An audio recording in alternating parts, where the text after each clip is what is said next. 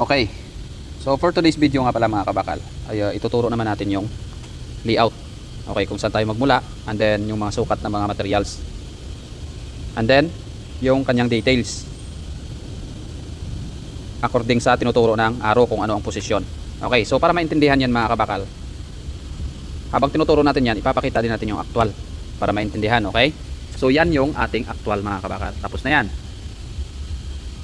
Okay, so ano pa yung hintay natin? Umpisahan na natin, let's go. Okay, una mga kabakal, hanapin natin kung saan yung zero. Okay, kasi doon sa zero, doon natin malalaman kung saan tayo magmumula. Zero or RD, kagaya nito. Yan. So ang zero nyan, dito yan sa may dulo ng ating universal column. Kaya naging minus ano yan, 32, kapal ng plate yan, hindi yan kasama sa zero. So kagaya nito mga kabakal. So ang zero natin magmumula dito sa may dulo ng universal column natin, okay? So ayan, dito yan, dito ang zero natin. Okay, ang ginawa natin, nagsukat tayo ng 100 mm, and then yung 100 mm ng ating plate, itatapat na lang natin sa sinukat nating 100 mm para sure, para 0-0 yung ating gawa. Okay, so kagaya dito, mula sa 0 magsukat lang tayo ng 485. So yan na yung sukat ng ating stiffener. Ayan, 485. Ayan o, 480 tapos 5. Okay, so yan yung sukat ng ating stiffener. Stiffener ang tawag yan, ha. So ito namang plate natin, ito yan. Ayan. So ang sukat niyan mga kabakal, according dito sa may A, ayan o, A, arrow A, mula dito palabas yung turo. So ibig sabihin yan, mula dito, ito yan yung tinutukoy niya, itong part, base plate at saka plate natin. Okay, so ito yan, arrow A, ito, section A. Okay, kung makikita nyo mga kabakal, solid, di ba? So ibig sabihin yan, ang solid niyan, so ibig sabihin yan, kaya naging solid yan, nakaharap sa atin. So kagaya nito, ayan. So nakaharap sa atin, nakikita natin, kaya naging solid. Okay, kasi ang turo ng A mula dito papunta sa labas. So ibig sabihin magmumula din tayo dito papunta doon sa labas yung tingin natin. Kaya ang unang nakabungat sa atin ito at saka yung kanyang web. Ayan, kung makita nyo nakasulid. Ang makikita natin bago yung plate, bago ito. Okay, so ang sukat nitong plate natin, ito, lagayan, ano lang yan mga kabakal, kabitan lang yan ng connector or bracing. Ayan, ang sukat niya is 154 mula sa taas ng flange, and then sa kabila ganun din 154. So ibig sabihin yan, sentro lang yung ating plate. Kung makita mo yung guhit na yan na kulay red na yan, yan yung sentro ng ating universal column. So ang plate nakaposisyon dito sa may sentro ng ating universal column. So ibig sabihin, ang plate natin ay center to center. O gaya nito, 154. Okay, so ganun lang kasimple mga kabakal sa pagkabit. Both side yan mga kabakal. Okay, ayan o. Kapag tinignan natin ng ganito, ayan, nakikita natin, ayan, saka ayan. Okay, so ang layout ng kanyang base plate, mula sa taas ng flange ay 12 mm yung awas ng ating base plate. Ito, yung taas nya 12 mm. Ganun din dito sa baba. Okay, ngayon dito sa gilid naman walang nakalagay. So ibig sabihin yan, kunin lang natin yung sentro ng plate at saka sentro ng ating universal column, itapat lang natin yung plate, and then kunin lang natin yung 12 mm na to, 12 mm na to. So yun na yun mga kabakal. So ibig sabihin, kung anong sukat dito, ganun din yung sukat sa kabila. Alright, maliwanag. So moving on tayo mga kabakal. So next, o nga pala no, ang purpose nitong plate na to, yung dalawang butas na yan, yan ay ano lang yan, kabitan lang ng brace yan mga kabakal. Okay, kaya ano no, nakita mo yung X na yan, yung paikis na rebar, ganyan yan. So dito yan ikakabit, okay, moving on. Next, dito tayo sa connector plate natin. Ang sukat nya 4,698. Okay, ito yan.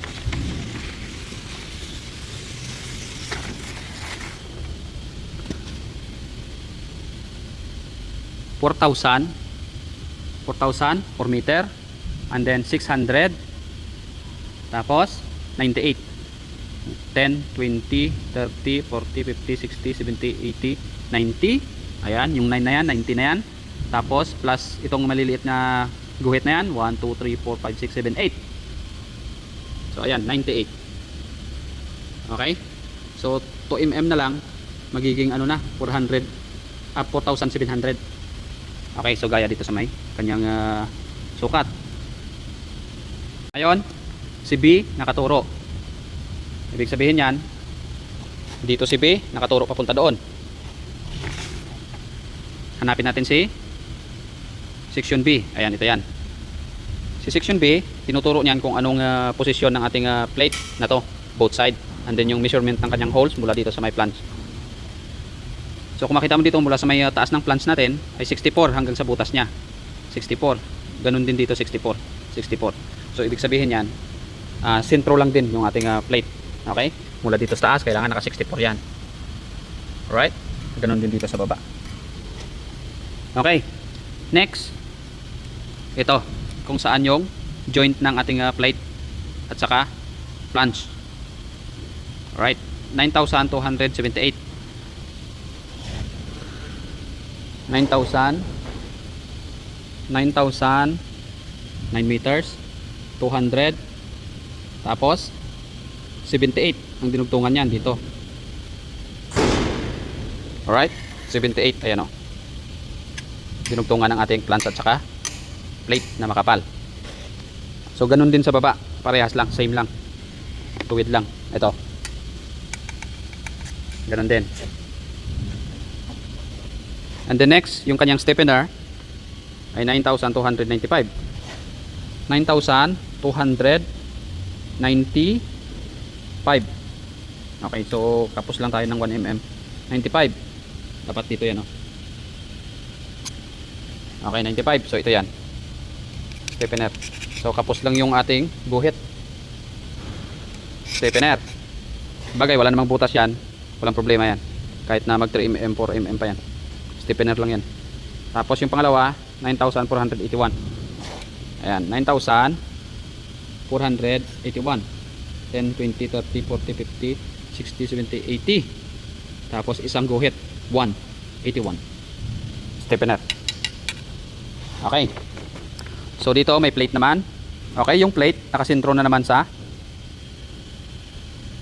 gitna ng ating wave ng ating universal column. Okay. So hanapin natin si C para makita natin yung posisyon niya both side. C, ito yan. Section C. Okay, ang taas ng ating plate sa ating flange ay 4 mm. Okay, 4 mm yung taas niya, ha. Yan, oh. Ganun din dito. So yan yung kabuuhang sukat niya, 334. So mula dito yan hanggang dito ay kailangan 334 yung sukat. So yan ang pinaka-importante. Yan ang critical na part. So ang plate natin ito, 126 mula dito sa may loob. So mula dito 126 and then mula dito 126. Alright, so ganyan ang pagkabit. So ang purpose ng plate na to, ito, balik kakabitan ng beam yan. And then ito naman, yung plate na to, both side yan, ha. Ayan, o. So ito, kakabitan ng brace yan. Ayan, yung nag-i-X na yan sa taas, o. Nakita mo yan, ayan, yan. Yan yun. Tapos itong dalawang butas na yan, ang ikakabit yan, ayan, nakita mo yung mga back section na yan. Ayan, yung back section na yan. Dito yan. Dito yan ikakabit. Alright, so ito naman, ito, ayun, yung nakaikis na yon, bracing. Okay, so next natin, sa last part natin, ito ganun din, sa may dinugtungan ng ating flange at saka plate, 13,475. Okay, so ito yan, 13 meters, 13,000 mm, tapos 475. Okay, dito yan, oh. Yan yung dinugtungan ng ating flange at saka plate. So yan yung pinaka-importante sa lahat, mga kabakas. Kailangan tugma yan. Tapos yung butas niya 80. Okay, mula dito sa gilid 80. Ayan, bawal magbaliktad yan, kaya may sukat yan. Tapos dito sa kabila ay 40 lang yan, no? 40. Kapag hindi mo na check yan, maaring itong 40 na to, yan ay ikakabit mo dito, di ba? So detalyado yung ating drawing, maganda, maintindihan, madaling maintindihan. And then next, yung stiffener niya 13,600. Alright, 13,000 or 13 meters, 13,000 mm, and then 13 meters 600. So naghigop ng 1 mm, or nagkamali lang tayo ng guhit kasi ayan. Alright, konti lang yan. 600, 1 mm, okay lang. Stiffener naman.